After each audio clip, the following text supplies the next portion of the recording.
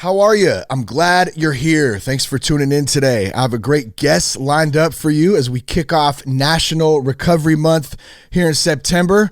But before I introduce our guest today, and might I add, he is a mighty servant in the recovery community, so we're really excited to talk to him today. This episode is brought to you by Promises Behavioral Health. Now, if you're struggling through the pains of addiction, a mental health disorder, now's the time to seek some help. Maybe you've been waiting a while. You don't know which way to go. I know I went through that myself. Maybe it's affected your job, your social life, a relationship. Maybe you're just exhausted like I was, and you're just tired of doing the same thing over and over and over. I was telling myself when I was going through this, you're going to quit. You're going to stop. Tomorrow's going to be different. And then sure as heck, there I am again doing the same thing over and over. So I know that repetitive process and I know how frustrating it can be. I've been there. And let me tell you this, you're not alone. So you have an opportunity to get back on track, to get back to being the real you. Promises Behavioral Health is here. They can help you. And not only yourself, they can help a loved one too. Maybe you have a spouse, a family member, a child who's struggling out there. They can answer some of those questions for you. So let me tell you what you can do. Here's how you can get some more information. You can go to promisesbehavioralhealth.com/sober guy. The team over there has created a great page. There's some pictures of even our family on there to express the positivity and the possibility that families can recover in recovery as well too. So one more time, that's promisesbehavioralhealth.com/sober guy, or you can just call the good old fashioned telephone, 888-205-1890. That's 888-205-1890. Tell them that you heard about them from That Sober Guy podcast. Two more quick resources, and then we're going to start the show officially. Obviously, a lot of us are having to go through digital meetings. I know that's been a huge change for a lot of people, but it's also been a solid resource for a lot of people, and you can do it anywhere, no matter where you're at. So number one, Promises has some meetings. It's their Rooted program, and you can go on promisesbehavioralhealth.com and you can check those meetings out there. Also, you can go to thatsoberguy.com/get-help, and there's also a daily AA Zoom meeting on there at 6 p.m. Pacific time, and all the info, the login info is there as well. And I encourage you, whether you use either of those or not, look, just do a search on the internet. What are some digital meetings? There's a ton of them out there right now that people have started up since all of this has gone on in this crazy year of 2020. So I'm glad you guys are here today. Let's officially start the show. That Sober Guy podcast contains adult content, merciless truth, and emotional nudity.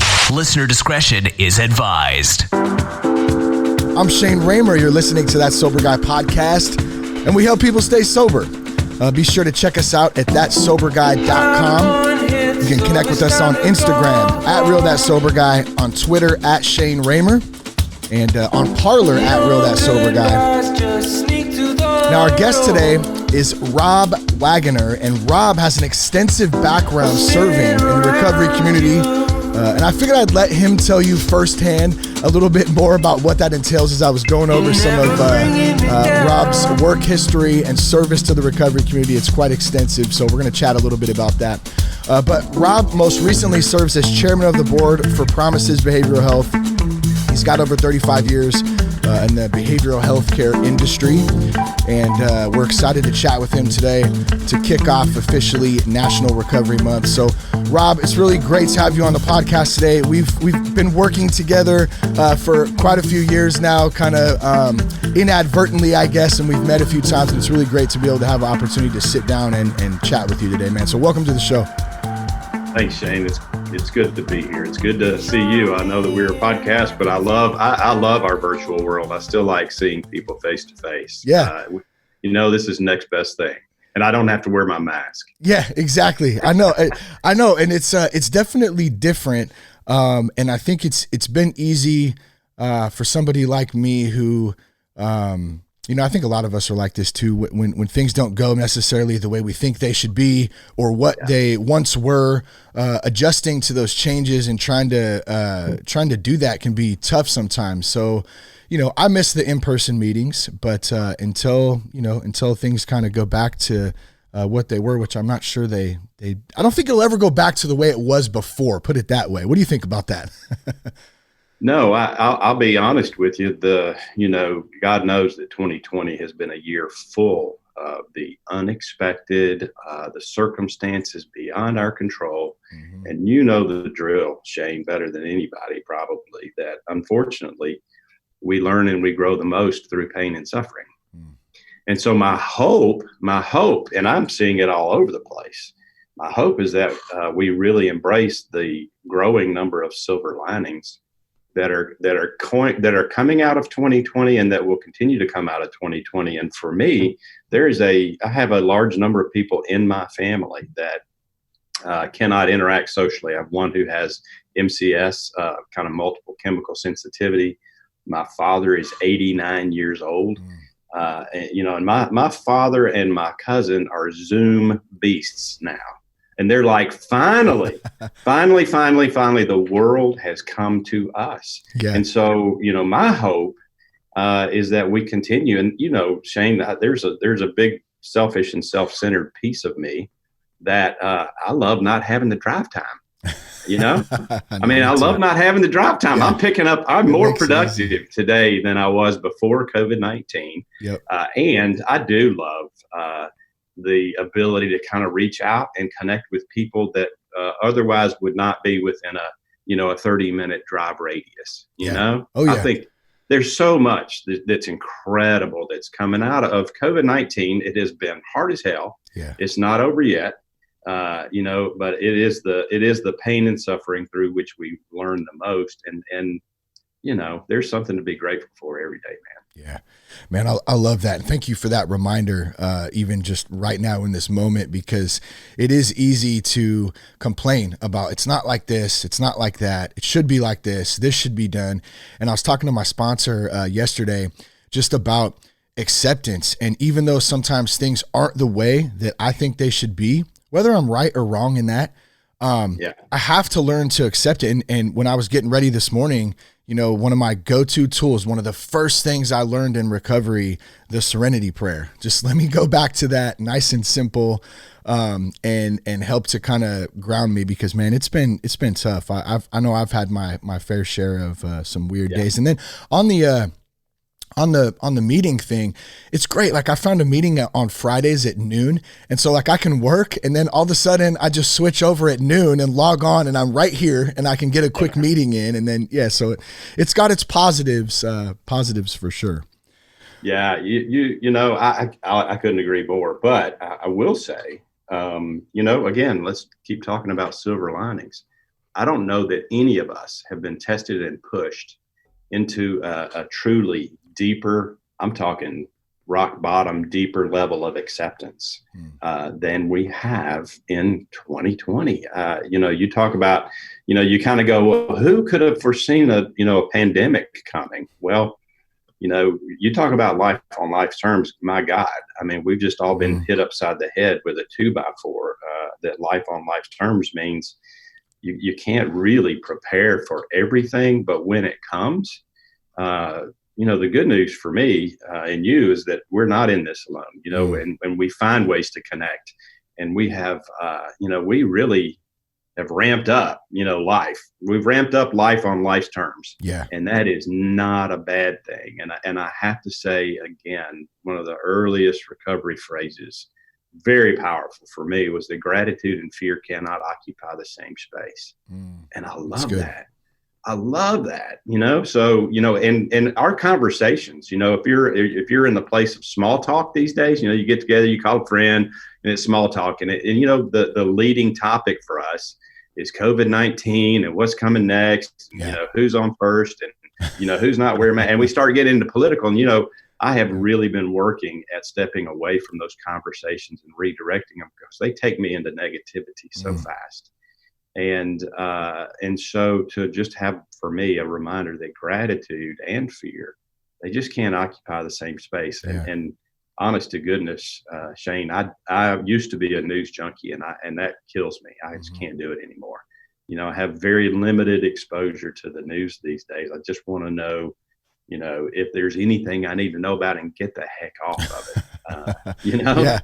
Yeah. No, I appreciate you saying that. I always believe that conversations or meetings or, experiences, happened for a reason. I'll just be the first to admit I needed to hear that. So thank you. It's so easy to get, you want to know. I'm one of those guys. I want to know everything. I want to know this, that, try to figure it out, and that's probably what got me in trouble for a long time. But in any case, thank you for saying that. I'm going to do my part to work on that a little bit. Let's kind of switch gears. I want to learn a little bit more about you, about your background. I mentioned in the opening, the bio, you have you've been doing this for a long time, man. You've got a lot of service over the years. And so maybe we can just start by backtracking a little bit about learning a little bit about yourself, Rob. Yeah. Boy, I'll try to be as brief as I can. I grew up with some measure of resentment because my older brother popped out of the womb knowing that he was going to be a doctor. That always irritated the living hell out of me. Yeah. And he is, today he's a radiologist in Louisville. I'm 56 years old and I'm still trying to figure out what I want to be when I grow up. And that really was my path. And I would say that, and I counsel a lot of young people kind of trying to figure out their way and their path. And I will always say, what drives you? I'm going to challenge them on their inner purpose. What's their purpose? What's their passion? My purpose today, and it may change tomorrow, but my purpose today, and we're only here on this earth for a brief period of time. I mean, a snapshot of time. Yeah. And so what am I going to do? And what is God calling me to be? And my purpose today is to facilitate connection through service to others. That's why I exist today. It may change tomorrow. And early in my career, I was stumbling around trying to figure my way out. I started out in accounting. I ended up with a degree in general communications because that gave me a degree, man. Yeah. I was like, I don't want to be an accountant. And I ended up working in television news right out of college, running around with a Bronco and a massive camera the size of Nebraska on one side and a big VCR hanging from a cable on the other side. Oh, wow. But I was the weekend news editor. I didn't have anything to do Monday through Friday. And I had done some youth ministry work. I loved working with kids. So I was looking for a job to just volunteer with kids in not-for-profit settings. And there was a job that said therapist assistant / driver. And, it was driving vans, inner city, picking up kids and working at a mental health center. And man, I fell in love with just, what any, I think, normal person would label just the baddest kids in the world, and I just fell in love with them. I really did fell in love with them.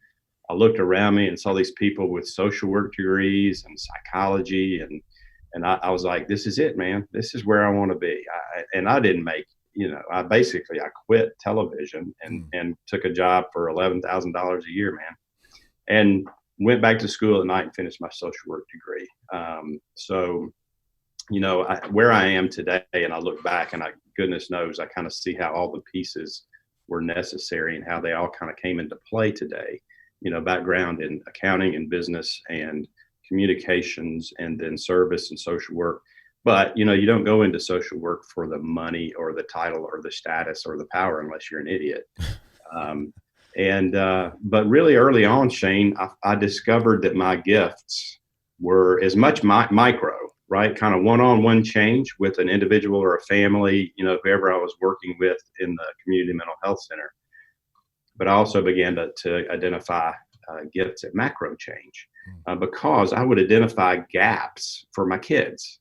And I'd go to the director of the mental health center and go, hey, can we do a summer program? Because my kids really need a summer program. And the director, thank God, would go, I don't know, figure it out. And I'd go, really? He'd go, yeah, figure it out. I go, okay. And so, summer programs, therapeutic preschools, new ways to serve that we could get paid for, right, and still operate. And so that's how my career took off, is just this. And by the way, as a social worker, social work is all about systems theory. It is about identifying who is the identified patient and helping them identify for themselves how they define success. What are their goals? What are their outcomes? And then as a social worker, you really just help them access all of the different systems in life. There's financial systems, there's employment systems, there's family systems, there's, welfare systems. And so the goal is to help them find out and connect with all of these varying systems to achieve however they define themselves as success. And today, Shane, sitting in the seat, and I am sitting in the seat as the CEO of Promises too. So I am the CEO, chairman of the board of Promises Behavioral Health, and I do social work every day. That's what I do. And so, my job today is to treat this great, big, sometimes dysfunctional family system called Promises Behavioral Health. And so when I do a strategic plan for this company, it is the exact same thing as a treatment plan for a family. It is short-term measurable goals, long-term objectives, empowering the people to access the resources needed to accomplish however they define success for themselves. And so, long story short, in my 35 years, I have been urban, rural, not-for-profit, for-profit, publicly traded, privately held, facility-based, community-based. Yeah. And so, but you know what, today, Shane, I love coming into work every day. I love the team that I work with here. I feel fulfilled. And so, you kind of check those boxes. I have never chased the money. I have followed that purpose and that passion. And, it's kind of surprising to me to look back and go, I'll be damned, that thing's kind of worked out. The trick for me is to not pat myself on the back too quickly, because my ego is also the same size as that VCR used to be. My ego can be the size of Nebraska. So if I don't check that shit at the door first thing in the morning when I get up, my ego gets way out ahead of me, man. So my goal is just show up and be motivated by love. So that's why I'm here. Good. Glad to see you. Yeah, no, that's good, Rob. I love that. Just show up too. That's one of my favorites. I never heard social work kind of broken down like that, I guess. And it reminded me of the way you were explaining it, kind of the same concept of recovery. Like I can't fix somebody. I can't tell somebody what to do. I can share with them my experience. I can provide them resources, but at the end of the day, I need to guide them or at least just share. And they're going to have to kind of figure that out and want to do it. Otherwise, because every time I've seen that it's been different than that, the other way around, it doesn't work. Like a lot of people don't, they're not ready, or nobody wants to be told what to do. Do you see some commonalities in that? And oh my gosh, yes. No, of course you're speaking my language. Today, what is it, 2020? Today, we have evidence-based labels that we put on that. And we now call that motivational interviewing. But the reality of that is that you're exactly right. In the Recovery Fellowship, it is perfect modeling. And so let me give you an example. People show up at our doors, and if we're bringing our own biases to the table, then we're trying to get them to be like us or follow our agenda. And, what do most people, particularly people in our fellowships, they're immediately going to go into resistance about that. And so we label them. We label them resistant to treatment or manipulative, or they're not going to follow the rules, or they're not complying with what we're asking them to do. And unfortunately, even today, even in 2020, there are treatment programs that kick people out for that. And that's part of what brought me into the recovery industry. Was I would say to, treatment teams, okay, if we're kicking them out, and by the way, I thought that's why they came here in the first place, was that they were manipulative, resistant, didn't follow the rules. And I thought that's actually why they came here. So if we expected them to be any different, well, then clearly we're missing the boat. Yeah. And so if that's why they're here and we're kicking them out, who are we sending them to? Because obviously somebody's doing a better job than we are. Yeah. So, so motivational interviewing is about, and it is about finding someone else's small little seed of motivation. What is it that brought them to the door in the first place? Right. Yeah. And so to give you an example, I had a kid, 21-year-old kid, had been homeless on the streets of Santa Barbara for a year and a half when his family, his mom and Ken Seeley, found him and brought him to treatment. And I became his therapist for quite a while. And this kid, not only his brain was so blown out on crystal meth, and we're talking your typical scabs on the face, psychotic, borderline psychotic, and just reactive to everything. And so, he came in, and so if I had hit him with what a lot of treatment centers do, which is to basically start trying to break through the denial. Yeah. Can't you see see the scabs on your face, and can't you see that you're homeless, and can't you see that you're not eating well, and you weigh 95 pounds, and well, you know what? He was just like, I don't have a problem. Yeah. I don't know what your problem is, but I don't have a problem. Wow. And so the reality was, he came in that way. He didn't want treatment. He was perfectly content living on the streets of Santa Barbara. He had his own little routines worked out, and he was getting his fix, and he was blowing his brain out on crystal meth, and he had no intention of staying at all. And so, my first time sitting down with him, I basically said, well, what is it that you want to accomplish while you're here? Well, I don't have a problem. And he finally said, I just got to get my mom off my back. And I basically said, well, dude, I think I can help you with that, and you could kind of see his little gears just kind of stripped. It stripped his gears a little bit. Smoke kind of came out of his ears, and he was like, wait. And I said, yeah, do you want to get your mom off your back? Well, yeah, I would love that. Okay, well, let's if we don't do anything else while you're here, let's work on getting your mom off your back. And we were kind of off to the races. And I don't mind telling you, he was the biggest challenge. Oh my God, he was a challenge. Yeah. But he has a college degree now. He's got a family. He's got kids. He's doing well. But the reality of, and if you want to take the scientific term, motivational interviewing, the reality of motivational interviewing is that you're showing up with somebody, you're in a place of complete acceptance. Yeah. You are motivated by love, compassion, and empathy, and you just come alongside them. And if that doesn't sound like the fellowship, I don't know what does. Because you just come alongside them, and you just love them. You love them down the path, whatever their path is, and however they define it. You just come alongside them. You go, man, I'm still going to be here. You know what? You can just call me every name in the book. I've heard it before, but I'm still going to be here for you. That's good, man. I love that story too. That's great. So, and so it's always nice too when you hear that there was some success involved at the end too. It went on to actually get some help and have a family. And you reminded me, there's a book by Bob Goff called Love Does, and we did a book study on this a while back.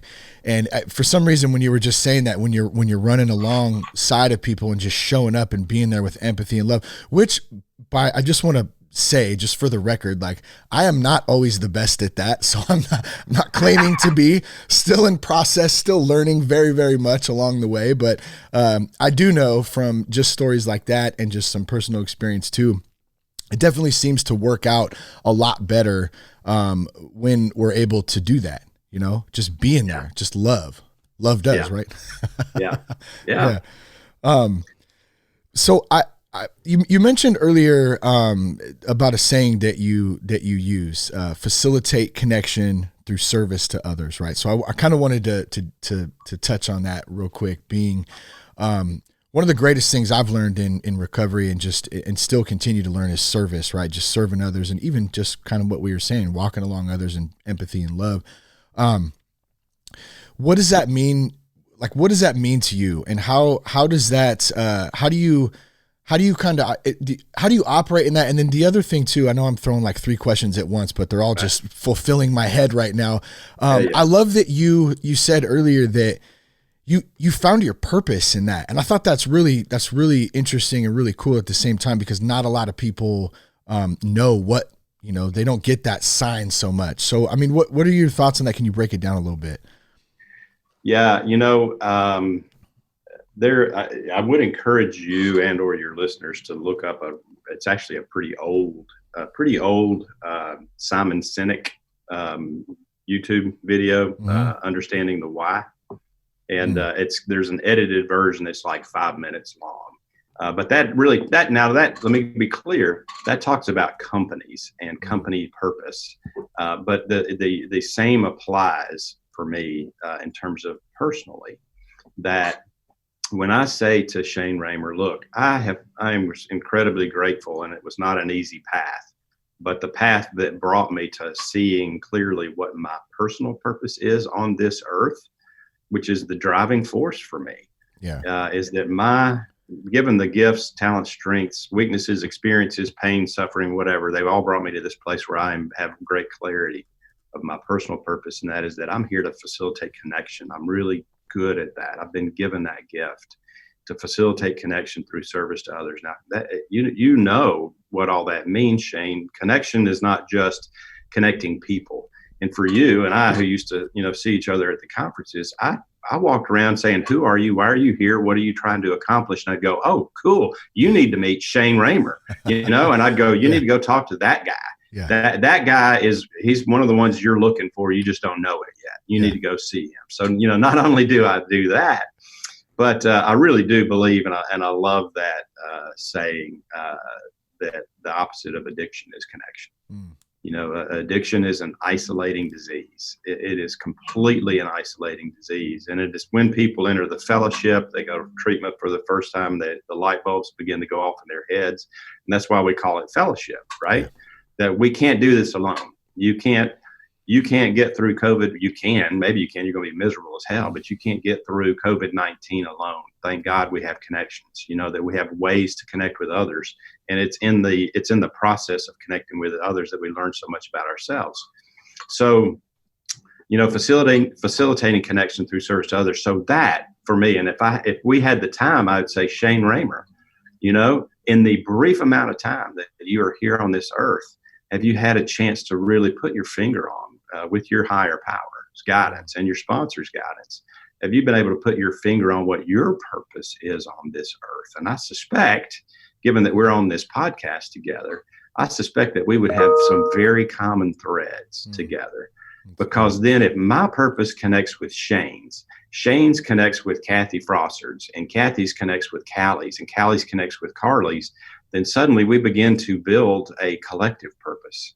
And we begin to have a purpose. We begin to have a community purpose. Yeah. And our community purpose begins to shine a light and bring healing to the table in the middle of our community.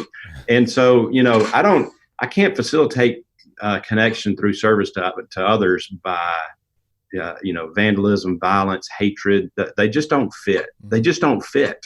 Yeah. And so, we get to kind of hold hands together and go, wait a minute, guys, let's talk about what service and love look like. The second piece of that purpose statement for me is there is no better way to break down my ego than in serving, call it sponsoring others. Because as soon as I think I have all the answers and that I'm the bomb, I am absolutely the bomb. And then people won't do what I suggest and they don't follow directions, and suddenly, and I'm like, oh my God, I'm a failure because nobody will do.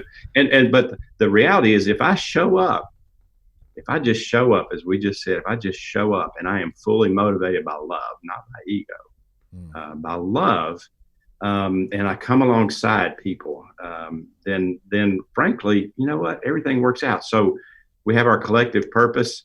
And then the tasks that we do, they're just nuts and bolts, man. They're just 20% of what we do.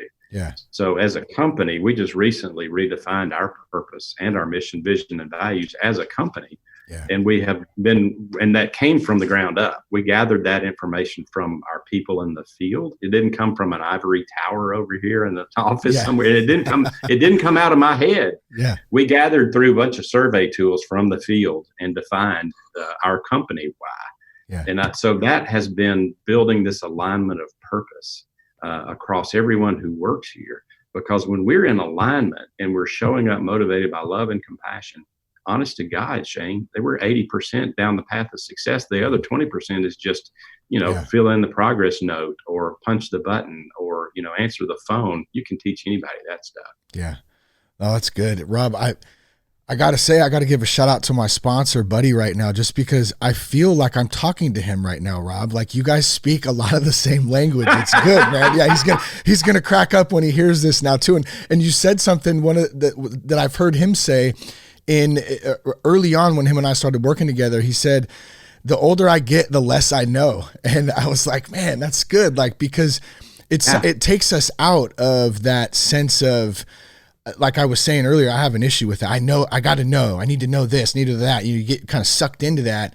Ego gets. It's a big mess, man. And so, just simplicity wise, love and just trying to be kind and serve. And I know it's hard, it's even hard for me to say sometimes because it seems counterintuitive to what I want to do. But I guess that's just why it's a practice, and it's not, we don't just arrive. We're not there one day. Okay, God, we're fixed. Like, no, it's a constant journey, man, of work and just like you keep saying, just showing up. So love that. I'm gonna take a quick drink of coffee here.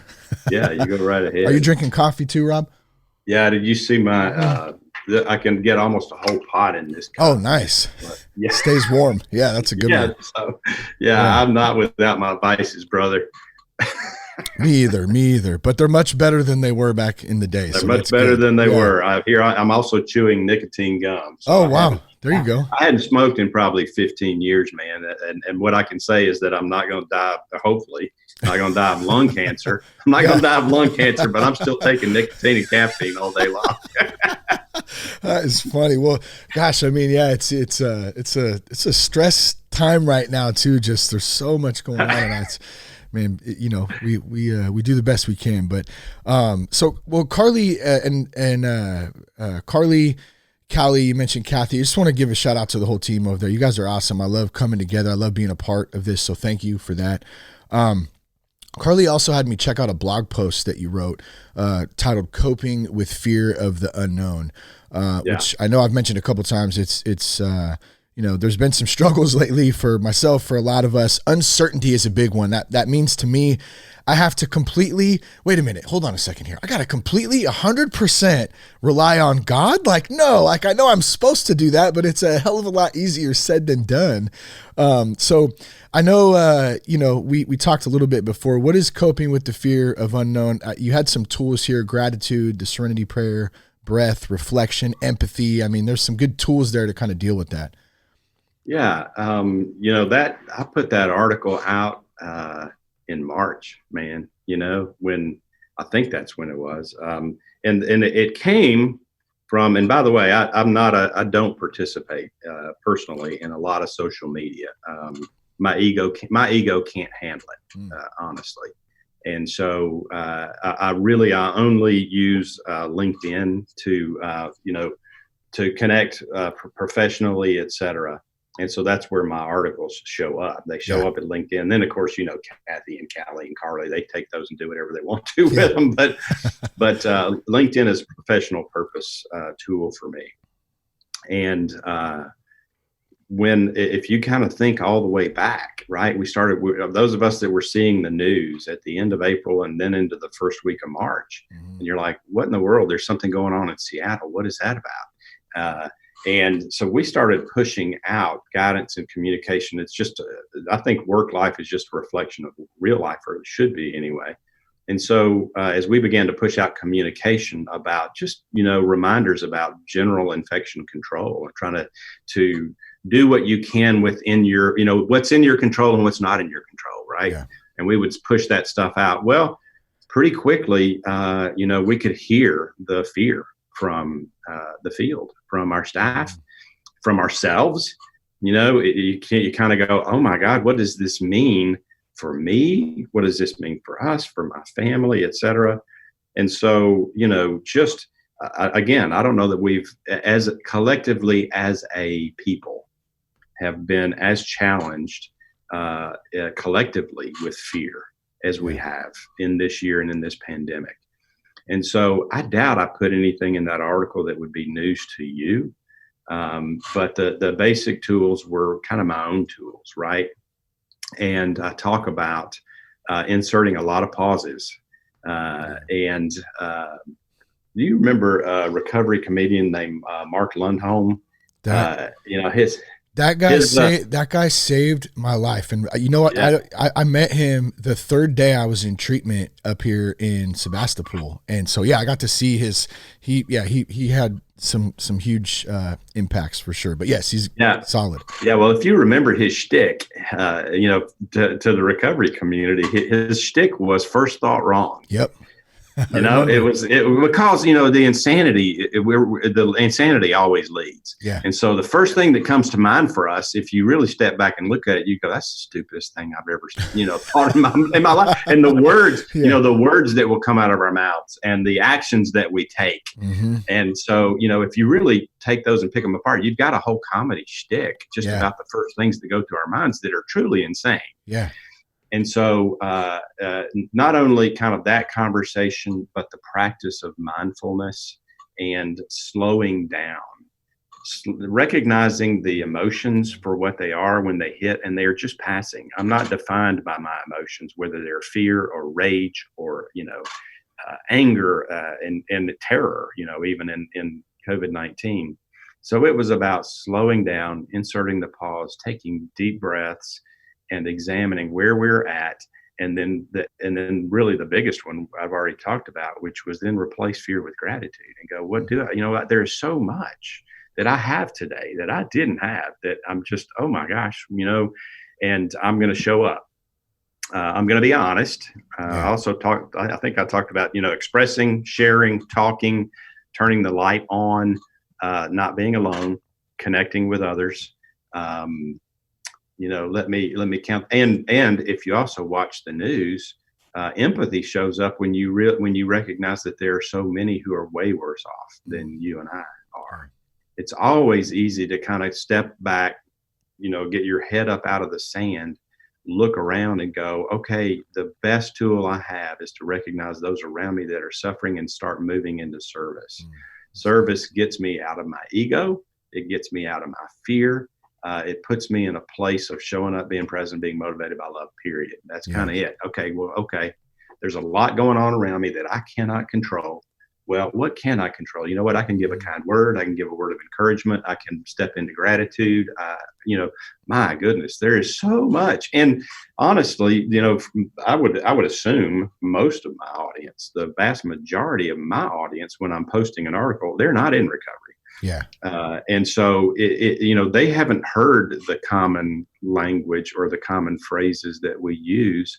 And so, you know, I got a lot of gratitude expressed, but all I'm doing is just pushing out basic, simple tools for life. You know, that's kind of what I'm pushing out. And, you know, the opening pages of the big book say we've discovered a way of life that we believe could be helpful to anybody, anybody out there. And so, you know, where I have the opportunity, Shane, I weave in really good, obviously solid recovery principles, because they can be successful for anyone in life, and they're not hard. You know the drill. They are simple. They're really simple. Just be aware and start taking the next right action. Yeah, that's good. Showing up. You mentioned 2 tools for life. I know you put out a new article, I think that just came out Monday, about chronic disease conditions. And guys listening, I'll be sure to put all these links in the show notes so you can go back and check them out. But tell us a little bit about tools for life and what that entails. Yeah, again, you know, maybe it's a sneaky way of getting recovery principles out there, but I like it. you know, it's funny because we talk about all of these. We all have our months, right? You got Breast Cancer Awareness Month, and you got, you know, Prostate Cancer Month, and so you know, all I really did in recognizing National Recovery Month is I said, hey, by the way, look at what we share this month with. We share it with a number of other chronic disease conditions, and I simply call out that you know, whether you're in recovery or not, that there are some really solid tools for life for basically every chronic, and there's some real common threads, right? There are some real common threads, and I talk about do you think that there is some value in living a life of accountability, of having a loving group of advisors, a loving group of mentors, a loving group of sponsors, friends in the fellowship, who are willing to tell you the truth in love, come alongside you, and hold you accountable, to simply call out when you're not living a healthy life as you could. And I'm talking about breast cancer. I'm talking about prostate cancer. I'm talking about sickle cell anemia. And so many of us probably have friends who are diabetics. Yep. And, if you have a chronic disease condition, then you can't, and you have diabetes, you can't go around eating Twinkies and ice cream all day long. Yeah. Because what's going to happen? You're going to get sick, and you're even going to put yourself at risk of death. And so I call out accountability. I call out fellowship. I call out structure, predictability, and consistency. And I even say in the article, dare I use the word discipline? Because, if you've listened to any of Mark Houston's old recordings, before he passed on, one of his phrases was, "Discipline is the horse I ride." And so I really talk about having a structured approach to life, which is what the 12 steps are, right? Yeah. And all of the suggestions that are found in the big book, which is, having a morning practice, having some predictability, structure. You're making calls, you're going to meetings, you're working the steps. Let me count the ways that if you follow, that you have a structured, predictable way of approaching life. And there's probably no better time for people who are having chronic disease conditions to go, I now have to shift. This was unexpected. I didn't have prostate cancer. Suddenly I do. What does that mean for me? First thing in the morning. It has everything to do with how you live your life now. And not the least of which, am I following a regimen that has been defined for me by people who are professional and care about me. And so I really just kind of draw some common threads between accountability, fellowship, structure, predictability, and consistency. And doing the kinds of things to strike life balance. And I also call out people who've come before us and actually I use the words because we talk about being in recovery. Yeah. Well, if you have diabetes, breast cancer, or prostate cancer, you use the terms in remission. And so I talk about recovery and remission. And I said, they're synonymous. Yeah. And they are we doing the things on a daily basis to keep our diseases in remission? Yeah. Because if all the stuff I was doing before my prostate cancer popped up, if I'm still living my life the same old way that I was, then my chances of falling out of remission are much higher. Yeah. Much higher. But if I have good orderly direction, structure, predictability, I have accountability, I have fellowship, so I'm not isolating. And so all of the things that I need to do to not be in self-pity, resentment, and so what are the things that I need to do? And so I kind of draw the common threads between all of the chronic disease conditions that we recognize. And for our audience, Shane, to come to terms with the fact that there is no cure, and that my disease can rear its ugly head at any moment. And, but I can't live in fear about that. Mm-hmm. But there are things very predictable, very simple, straightforward things that I can do every day to keep my disease in remission. One of my routines is walking the dog in the morning. It's kind of my meditation session. So meditation, prayer. I tend to have a hard time sitting still sometimes. So like I've noticed walking is a lot better for me. I can kind of just zone out and get in that, kind of drop into that. Well, doing that, I met a guy named Scott, and Scott, he has one of the it's like a 3-wheel bike, and so you lay back in it. Right. And we would see each other for, often, we'd always wave, hey, what's up, man? And well, eventually we got to chatting, and I found out he's had Lou Gehrig's disease for like 10 years, right? He used to be a teacher. Just the nicest guy. He's always got a joke for me now too, some funny joke. But the only reason I bring this up is just it's relatable to what you're saying. And this guy's attitude, Scott's attitude about life and about staying positive and opportunity about what he can do, and he gets out and rides, X amount of miles every day.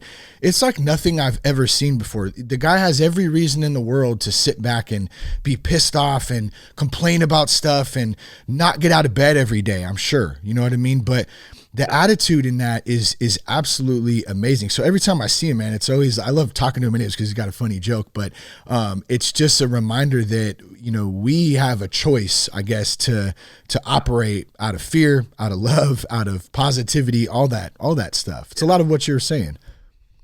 Yeah, you know, and so we don't need to have closed communities, and I think everybody listening can relate to this. You know, you can either hang out with just your friends in recovery and just go to your fellowship and screw the rest of the world. Yeah. Or you can take everything that you have now learned and the gifts that are being given to you on a daily basis, and you become a light in the world. For all of the suffering that is surrounding us. And so your friend on the three word, if there's ever anybody who's entitled to wake up in the morning completely in self-pity and go, screw it, I'm not going to ride my bike today. Yep. And he pays the price for that tomorrow because he's locked up, he can't move, he's feeling terrible, and he's deeper in self-pity. And so, you know, there's just an opportunity to be a light in the world. Come alongside people completely in love and let them see that light on your face. And you don't have to go, oh yeah, you know, I'm in recovery. And, you know, it's just, you just show up in love. Yeah. You just show up in love. You be a light in the world, and you go, I'm, by the way, you're an inspiration to me that I see you out every day on this bike, and you really inspire me. And I just want to thank you for that. Yeah. You know, it's good. It's good, man. Well, I know we're right up against some time right here. So I just, number one, I just want to say thank you. Like, I feel it's funny, man. You know, a lot of the time, this is a podcast, obviously, but I really feel like I've just gotten a lot out of this personally. You know, we're all going through a lot right now, man. It's been tough. And so I just want to thank you for that. I also want to thank you for taking the time to come on and just talk to everyone who's listening out there, being just a solid resource. If we kind of wrap this thing up today, one of the big questions that I get often from people. In fact, I just had one yesterday, and I sent out the number to promises. A lot of people have different situations. You know, maybe they don't have a lot of money, insurance purposes. I know you guys do a great job of, like you said earlier, connecting people. You know what I mean? Just making there to serve others. So if someone wanted to reach out today, if someone needed some help, you know, obviously Promises is there too. And just in general though too, what advice would you give someone who's just really struggling right now? Well, you know, there's probably no more courageous act, especially for, you know, folks who are struggling with the stigma. You know, you take all the challenges we have physically, emotionally, you know, with addiction and mental illnesses. So there's no more courageous act that you can take than just going online or picking up the good old fashioned phone. I know may feel like it weighs 50 pounds. Yeah. But there is no more courageous act than to say, I can't do this anymore. I give up and I need help. And you just ask. And it is the same way that I hope people will walk into a fellowship. You know, just recognize that there's no value in fear. It's just going to drag you down. And so take that first step, walk into a fellowship, join a Zoom meeting, and or give us a call, you know, at Promises, and just begin that process of connection. The power of the desire to isolate and live in your head is terrifying. So take that one step today. Yeah, that's good, man. Well, thank you again so much for coming on. Shout out to the team, Kathy, Carly, Callie, everyone there. Love you guys. And just thank you so much, Robert. Greatly appreciate it, man. Good to see you, Shane. All right. Thanks for tuning in today. I hope something spoke to you today. We'll put all the links to everything we chatted about today in the show notes, so feel free to check those out. Love you guys. Connect with us on Instagram @RealThatSoberGuy, @Shane Raymer on Twitter. Have a great day, everyone. Thanks again.